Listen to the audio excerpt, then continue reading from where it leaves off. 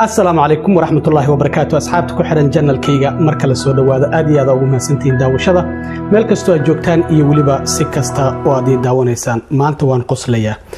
arrin war muhiim ah oo dadka Soomaaliyeed kuwa Mareykanka jooga iyo sidoo kale kuwa kale ee qaxootiga ama caalamka meel kala duwan jooga qosaynaya oo maanta dawladda Mareykanka ay ku dhawaaqday waa war kulul warkan wali xitaa ma uusan qaboobin arin horay aan idinku sheegay oo ahayd in sponsorkii la furayo in dadka Mareykanka ah qofku ha haysto dhalasho citizen ha noqdo passport haysto ama green card haysto permanent resident ha ahado deganaansho rasmi ah oo dadka qaaska ee Mareykanka ay sponsor u diri karaan dadka qaxootiga ay ku nool guud ahaan caalamka arintaasi ayaan rabaa inaan maanta aan idin wadaago war farxad leh hadii uu ku soo gaaro warkan si gaarsi dadka kale ee arintan daneynaya reer boofis maanta arintan waa ay anfacaysaa waa tahay hadaba wasiirka arrimaha dibadda ee dawladda Mareykanka Anthony Blinken ayaa maanta waxa uu xarunta wasaaradda arrimaha dibadda ee dawladda Mareykanka uga dhawaaqay barnaamijkan cusub oo private sponsorship ah oo dadka Mareykanka ah ay dadka kale ee guud ahaan caalamka kala jooga ee qaxootiga ay kafaala qaadi karaan sponsorku waa macnaha qofkan in uu kafaala qaado barnaamijkan waxa la yiraahdaa the Welcome Corps waxa loo soo gaabiyaa CORB website ayuu leeyahay www.welcomecorps.org halkaasi ayaad ka eegi kartaa barnaamijkan hadaba muxuu yahay marka barnaamijkan waa barnaamij dawladda Mareykanku ay tijaabisay labadii sano ee la soo dhaafay 2021 iyo 2022 midka koobaad waxa uu ahaa barnaamijkii loogu magac daray Welcome Allies oo dadkii Afghanistan laga soo daabulay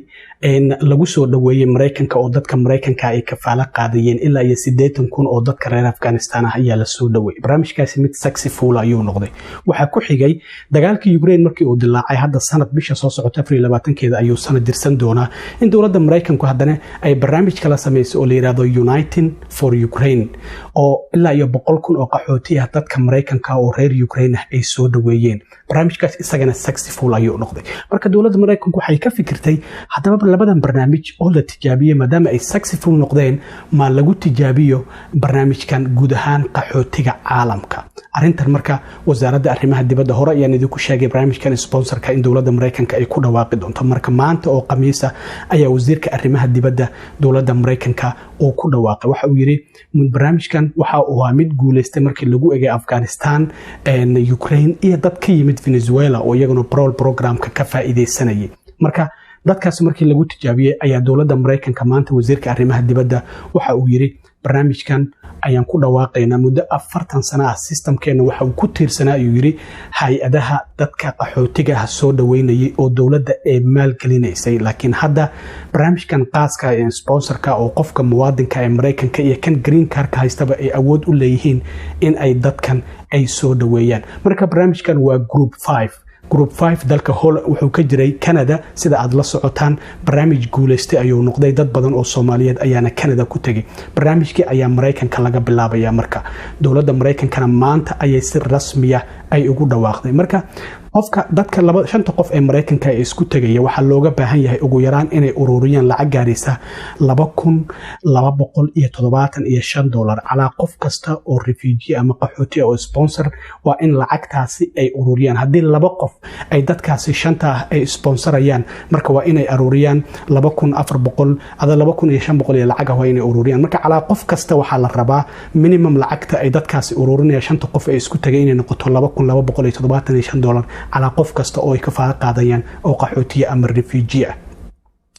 marka arintaasi la kafaala qaado ayaa sidoo kale dadkuna sida aan idin sheegay qofkuna citizen ahaado ama sidoo kale green card ha lahaado laakiin waxa looga baahan yahay dadkaasi isku tagaya in dawladdu ay background check ay ku sameyso oo backgroundkooda la baaro dadkaasi dambiilayaal inaysan ahayn dadka la keenayna sidoo kale waa la soo baaraya oo dawladda Mareykanku baaritaan ay ku soo sameynaysaa sidoo kale shantan qof ay isku tagay waxay sameynayaan sidoo kale support plan wax la yiraahdo qorshe ay dadkaasi ay keenayaan ay ku taageerayaan qorshahaasina dawladda ayay u gudbinayaan sidaas iyo sidaas iyo sidaas iyo sidaasaan damacsannahay. wasiirka arrimaha dibadda marka Anthony Blinken waxa uu yiri culayskii hay-adaha dadka soo dhaweeya la saari jiray ilaa 9 hay-adood oo Mareykan ku taalo oo dawladdu ay maalgeliso ayaa dadka qaxootiga soo dhaweyn jiray. marka waxa uu yiri culayskaasi hadda lama saarayo dadka marka ma ahan 5 qof oo isku tagay oo kaliya in arintan ay sameynayaan dadka sameynaya waxa sidoo kale kamida in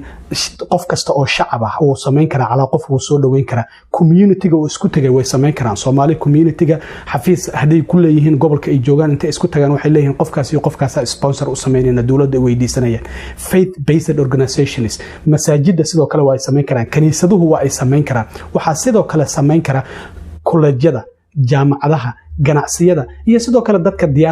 diasporahu waa markaa sidoo kale guud ahaan dadka kala duwan ee meelaha kala duwan ka yimid intaas oo idil waa ay sameyn karaan. marka wasiirka arrimaha dibadda wuxuu yiri dadkaasi qofka markay sponsor u sameeyaan waxay ka saacidayaan halkii uu qofkaasi ku noolaan lahaa hadii uu caruur wato caruurtiisa inay ka saacidaan sidii iskuulka looga diiwaan gelin lahaa in dadkaasi in hadii dukaanka ay aadayaan ama gurigooda ay ku soo laabanayaan in la baro dukaanka meesha ku yaalo gurigeedana meesha uu ku yaalo in la baro basic needs baahiyaha ay u baahan yihiin sida alaabta guriga loo dhigayo iyo sidoo kale hadii xilliga winterka dadkaas ay imaanayaan dharkii qabowga ay ka gashan lahaayeen dadka marka dadka soo dhaweynaya intaas ayaa looga baahan yahay in ay sameeyaan. marka waxa uu yiri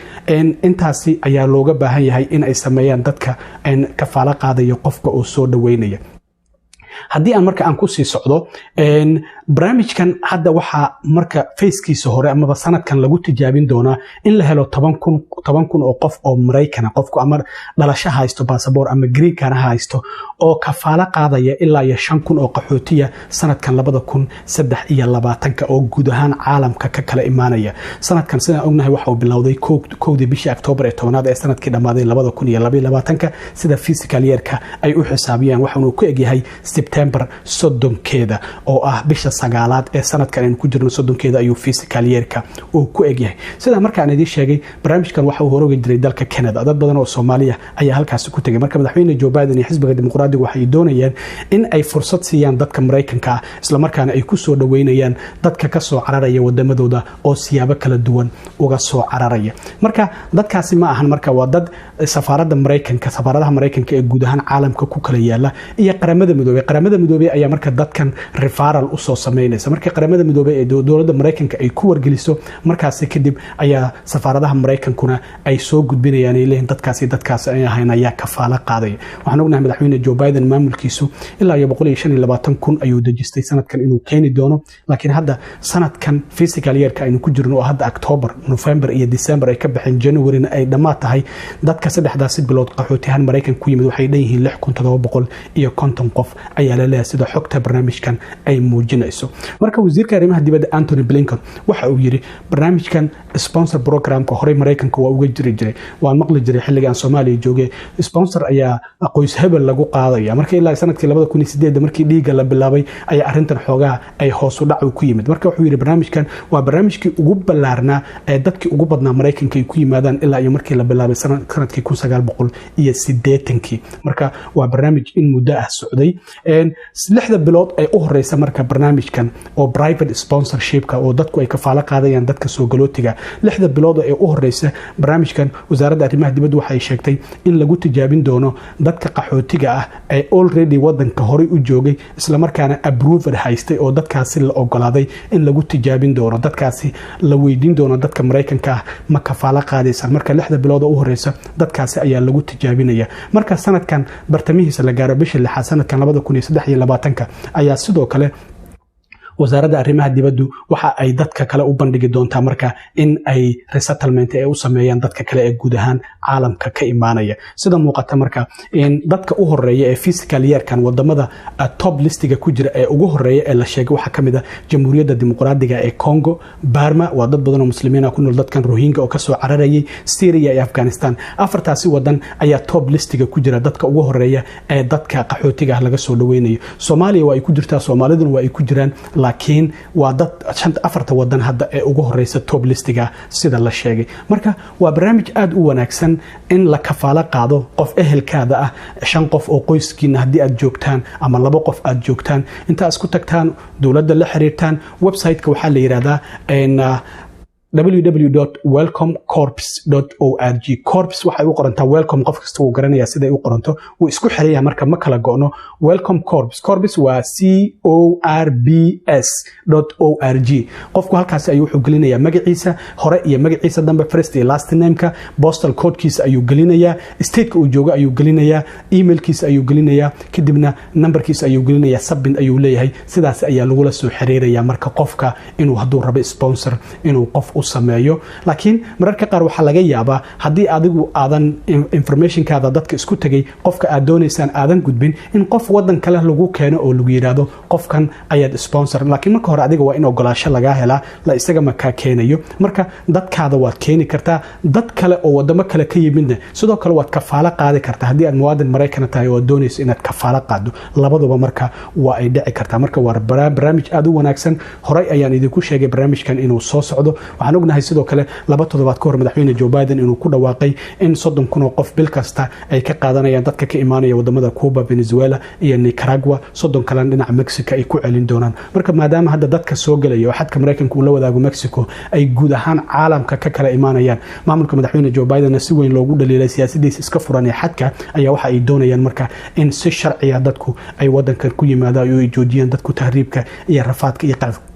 iyo qatarta faraha badan oo ay dadkaasi ay soo galayaan. marka waa arrin aad u fiican,